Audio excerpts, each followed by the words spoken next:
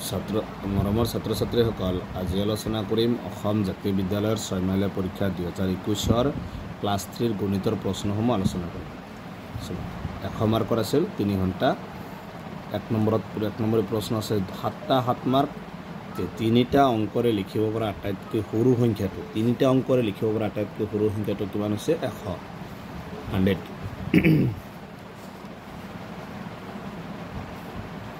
তাৰপিছত 4টা বেলেগ বেলেগ অংকৰে লিখিব পৰা আটাইতকৈ ডাঙৰ সংখ্যাটো লিখা।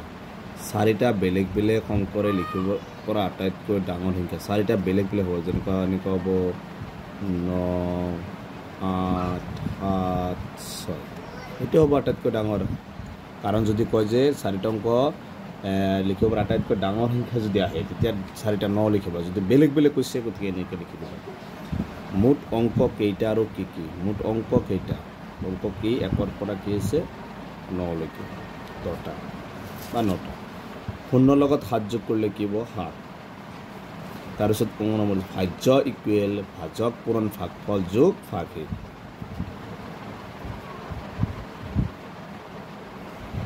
8 পূৰণ 9, 8 9 গুণ কিমান? 72, 72।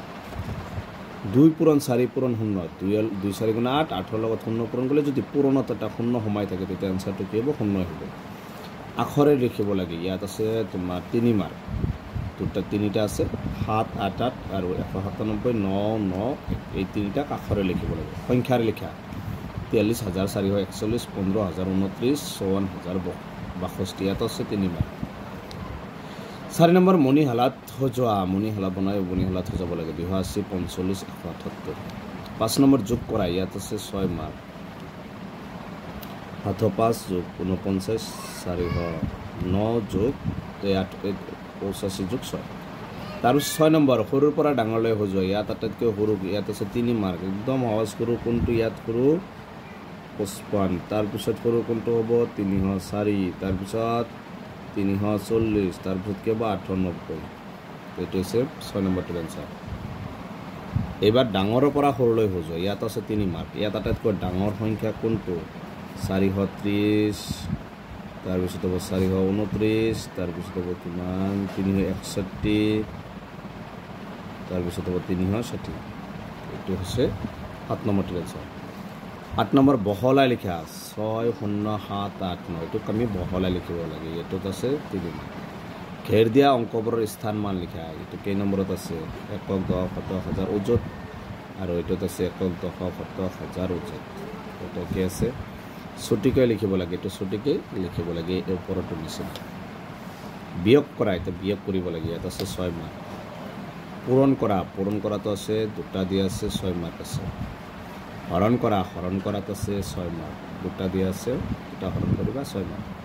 ছুটি নিয়মেৰে হৰণ কৰা। 42 হৰণ 3। ইয়াত আছে 3 মাৰ্ক।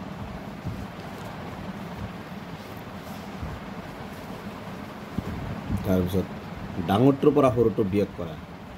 ডাঙৰটোৰ পৰা কৈছে সৰুটো আমি বিয়োগ কৰিব লাগে। 3 মাৰ্ক আছে।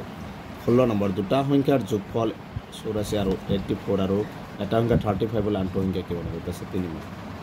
এখন কিতাপ 108 পৃষ্ঠা, তেনেকুৱা 45খন কিতাপৰ মুঠ পৃষ্ঠা কিমান হ'ব? এইটো 3 মাৰ্ক। এটা পুথিভঁৰাল 780খন গল্পৰ কিতাপ, 498খন সাধুকথাৰ কিতাপ আৰু 332খন অন্যান্য বিষয়ৰ কিতাপ আছে। পুথিভঁৰালটোৰ মুঠতে কিমান কিতাপ আছে? ইয়াত আছে 3 মাৰ্ক। 9 নম্বৰ এটা হৰণ অংকৰ ভাজক 9, ভাগফল 45 আৰু ভাগশেষ 5, ভাজ্য কিমান হ'ব? ইয়াত আছে 4 মাৰ্ক। এতিয়া আছে মৌখিক। ইয়াত আছে 5 মাৰ্ক। 0 পূৰণ 9, 0 লগত পূৰণ কৰিলে 0। 1 মিটাৰত কিমান চেণ্টিমিটাৰ? 100 চেণ্টিমিটাৰ। 1 কিলোগ্ৰামত কিমান গ্ৰাম? 1000 গ্ৰাম। 1 লিটাৰত কিমান মিলিলিটাৰ? 1000 মিলিলিটাৰ। 8/3 ভগ্নাংশত লিখা। এনেকৈ 8/3। তাৰপিছত 2 ৰুমত কিমান দিস্তা? 1 ৰুমত কিমান দিস্তা? 22। 2 ৰুমত কিমান হ'ব? 44। 40টাত কিমান ঘণ্টা? 1 ঘণ্টাত 4টা। তেতিয়াহ'লে 40 ঘণ্টাত কিমানটা হ'ব? 10 ঘণ্টা। 10 ঘণ্টা হ'ব। 1 গ্ৰছত কিমানটা? 12টাত 1 গ্ৰছ। 1 গ্ৰছত 12টা হ'ব লাগে। মই এইটো মনত নাই। 1 গ্ৰছত 12 হ'ব লাগে।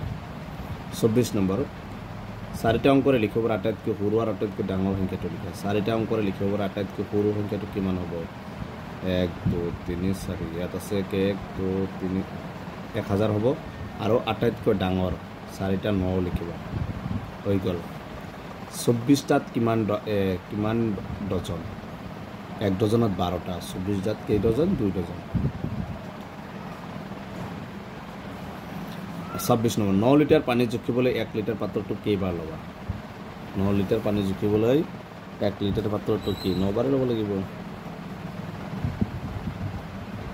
চাৰিটাই যদি 1 ঘণ্টা হয় তেনেহ'লে 80টাত কিমান ঘণ্টা চাৰিটা যদি 1 ঘণ্টা হয় তেনেহ'লে 80টাত কিমান ঘণ্টা 4 দিয়ে 80 হৰণ কৰিবা কিমান হ'ব 4 দিয়ে 80 হৰণ কৰিলে 4 2 গুণ 8 আৰু 20 ঘণ্টা হ'ব 14 ভাগৰ পূৰণ নেতাখন মুখস্থ লিখা এটা 6 এটা নেওতা মুখস্থ আহিব 14ৰ ঘৰ বা যিকোনো এটা ঘৰ আহিব তাত আছে 6 মাৰ্ক গতিকে এইকেইটা আছে ক্লাছ 3 গণিতৰ প্ৰশ্ন এইখিনি